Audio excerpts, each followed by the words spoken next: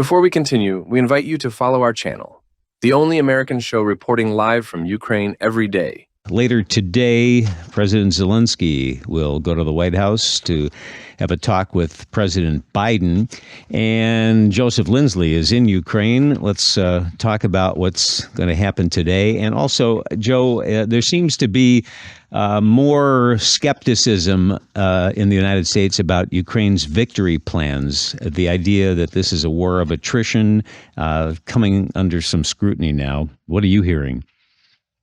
Yeah, Bob, good afternoon from Lviv, and still a bit of a struggle at times to get an internet connection here due to the Russian attacks on Ukrainian infrastructure. And it's also been really since the middle of the night, many hours of air raid alarms throughout the country. I can't even count how many we've had here in Lviv.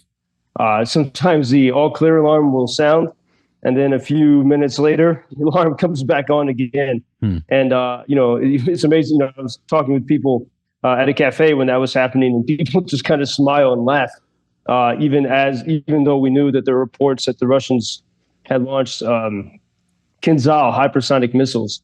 Their fastest missiles were launched upon Ukraine today, and doing their usual dance macabre, turning different directions.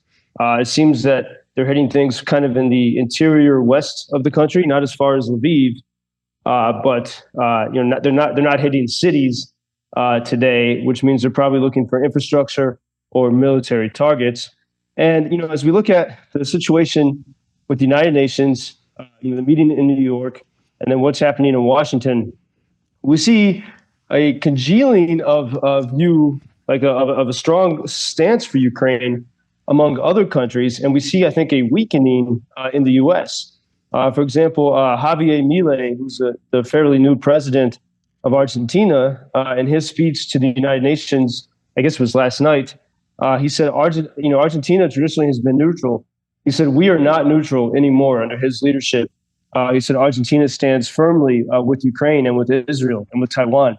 And so we see other nations that usually have sort of been on the sidelines of such global affairs, saying that this really, freedom needs to be defended. Ukraine needs to be defended. And in the U.S., though, this is ambiguous. And the Biden administration did announce today that they will release several more billions in funding for Ukraine. And, here's where we can sort of see maybe the silliness, the complexities of American politics.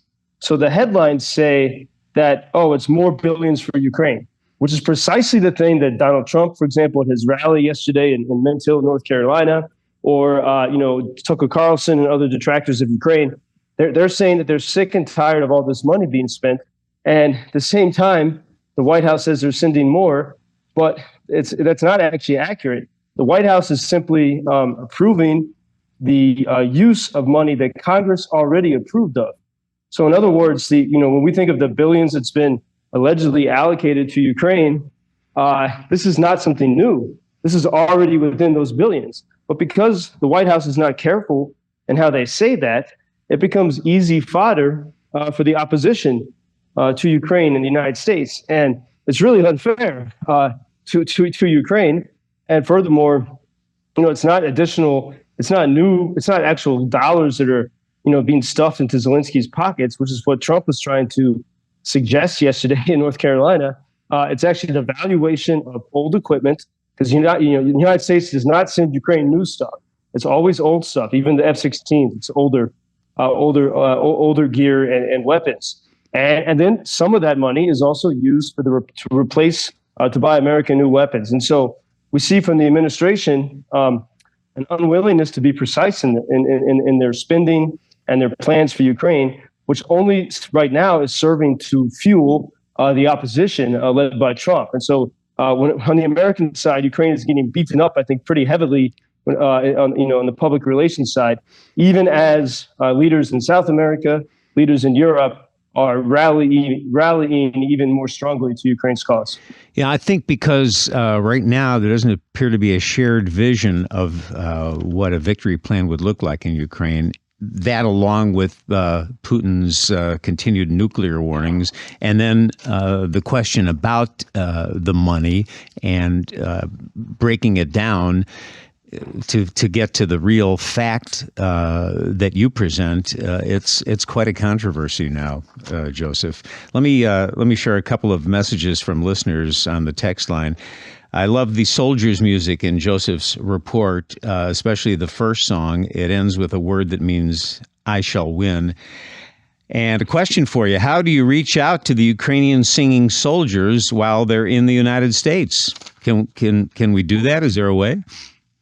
Yeah, well, the easiest way, if you follow me at JP Lindsley on Twitter or YouTube or Instagram at JPLINDSLEY, I will be sharing their stories every step of the way. And in fact, I wanted to, if we have time, share this snippet because yesterday they played at a church in North Carolina. Today they're going to University of Chapel Hill, of North Carolina at Chapel Hill. They also played this morning at a high school. They are playing at a high school in Charlotte. But last night they stopped at my parents' house. It was very surreal to see these, to have the Zoom call with 12 Ukrainian musician soldiers, some of whom were wounded in battle. And here's a little snippet, including the opera singer who lost his leg singing Georgia. We'll hear that wonderful Ukrainian instrument, the bandura, which has 62 strings. And at the end, you can hear them as they were serenading my grandmother on her birthday. So here's a little clip of the cultural forces last night in North Carolina.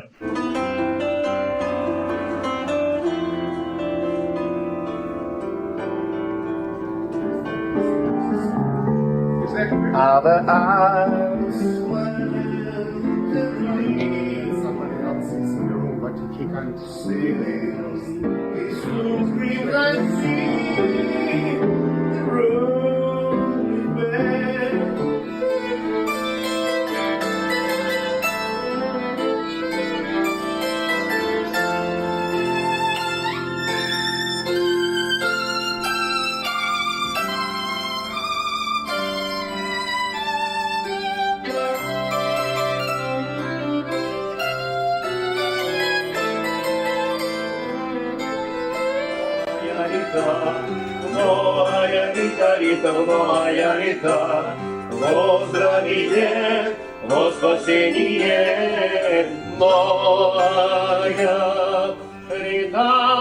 Wow, they're really good, aren't they?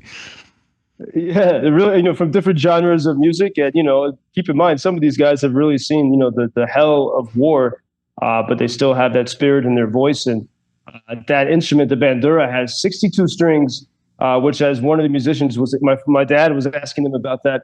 And they say, well, you need a lot of strings to capture the range of the Ukrainian soul. They said the Russians have an instrument that only has 3 strings, which is too many, the soldier said, but for the Russians. But the bandura has 62. And that last song, Mano Hailita, which they sang for my grandmother for her birthday, it means many summers. And that's a traditional Ukrainian greeting on someone's birthday, Mano Hailita, many summers, which also resonates now as Ukrainians hope for some kind of summer of victory one day.